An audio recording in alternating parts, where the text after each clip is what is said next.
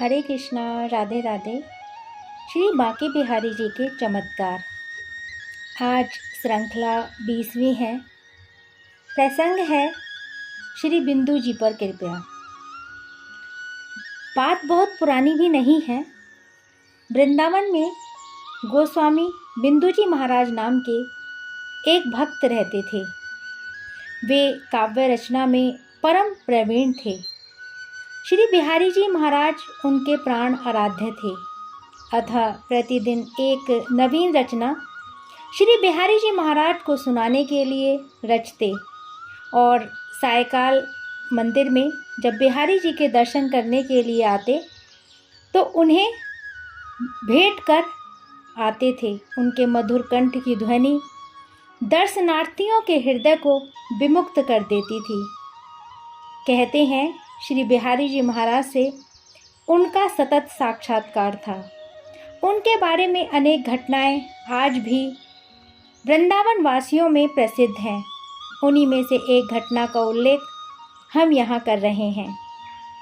एक बार बिंदु जी महाराज को ज्वर ग्रस्त हो गए, यानी कि बुखार आ गया। कई दिनों तक कपकपी देकर बुखार आता ही रहा। उनके शिष्यगण उनकी सेवा में लगे थे। वृंदावन में उस समय श्री श्रवणलाल वैद्य आयुर्वेद के अत्यंत प्रतिष्ठित ज्ञाता थे। उनकी औषधि से बिंदु जी महाराज का ज्वर 3-4 दिनों बाद कुछ हल्का पड़ा। बिंदु जी के शिष्यों ने श्री बिहारी जी की श्रृंगार आरती से लौटकर चरणामृत तथा तुलसी अपने गुरुदेव बिंदु जी महाराज को दिए। बिंदु जी कहने लगे, किशोरी लाल, आज सांझ को श्री बिहारी जी के दर्शन करवे चलेंगे, पर महाराज आपको तो कमजोरी बहुत ज़्यादा है गई है, कैसे चल पाओगे? किशोरी लाल ने अपनी शंका प्रकट की।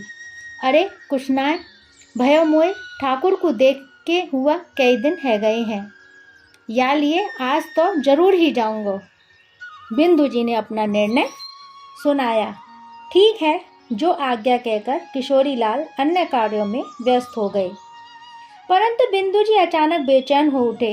आज तक कभी ऐसा नहीं हुआ था जब बिंदु जी बिहारी जी के दर्शन करने गए हों और उन्हें कोई नई स्वरचित काव्य रचना न अर्पित की हो। आज उनके पास कोई रचना नहीं थी।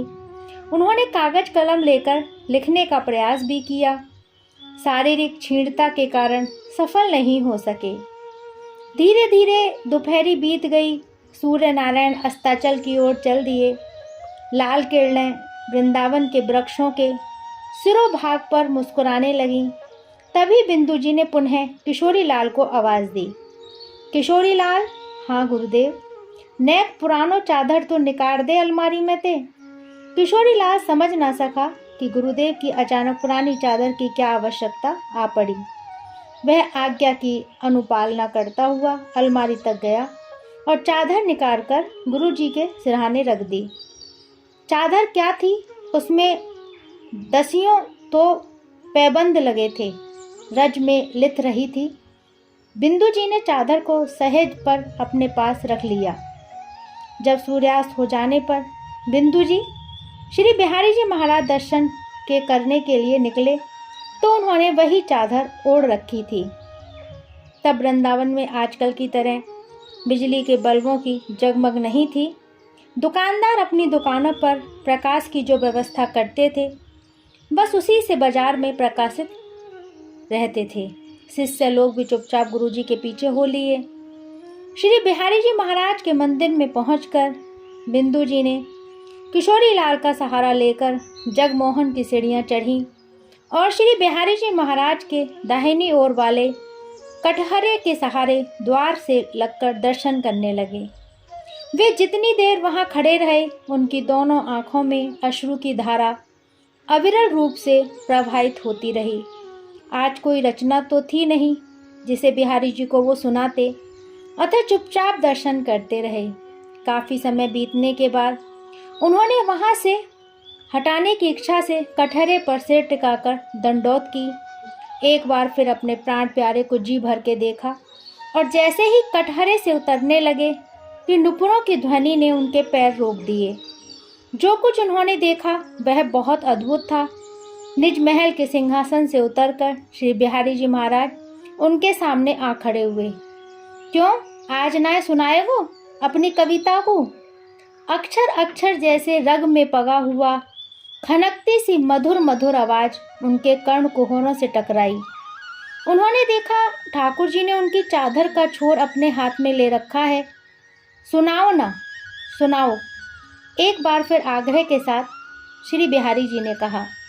यह स्वप्न था या साक्षात, इसका निर्णय कौन करता? बिंदु जी तो जैसे आत्मसुध ही खो बैठे थे। शरीर की कमजोरी न जाने कहाँ विलुप्त हो गई। वह पुनः कटहरे का सहारा लेकर फिर खड़े हो गए। आंखों से आंसुओं की धार, गदगद हृदय से पुलकित देह, जैसे आनंद का महास्रोत प्रकट हुआ हो। कंठ ध्वनि ने अचानक सबका ध्यान अपनी ओर खींचा। लोग कभी उनकी तरफ देखते और कभी उनकी चादर की ओर, किंतु श्री बिंदु जी थे कि श्री बिहारी जी महाराज की ओर अपलक दृष्टि से देख रहे थे। मंदिर के जगमोहन में उनके भजन की गूंज के सिवाय और कोई अब शब्द सुनाई ही नहीं दे रहा था। बिंदु जी देर तक गाते रहे और अपने बिहारी जी को रिझाते रहे। श्याम सुंदर अब तो हम आशिक तुम्हारे बन गए, हम तुम्हारे बन गए और तुम हमारे बन गए। जब ये दिल दुनिया का था दुश्मन हजारों मन गए, जब ये दिल तुमको दिया हर दिल के प्यारे बन गए। श्याम सुंदर अब तो हम आशिक तुम्हारे बन गए। आंखें भर देंगे जब तुझको हम समझ लेंगे, दल बना बैकुंठ द्रग बैकुंठ द्वारे बन गए। श्याम सुंदर अब तो हम आशिक तुम्हारे बन गए। तो बिंदु जी महाराज ने ऐसे बिहारी जी को नित्य प्रति एक भजन सुनाकर लिखकर डेली रिझाते थे और श्री बिहारी जी महाराज की उन पर अपार कृपा थी। ऐसे हैं हमारे श्री बांके बिहारी जी। आज की श्रृंखला यहीं विश्राम लेती है।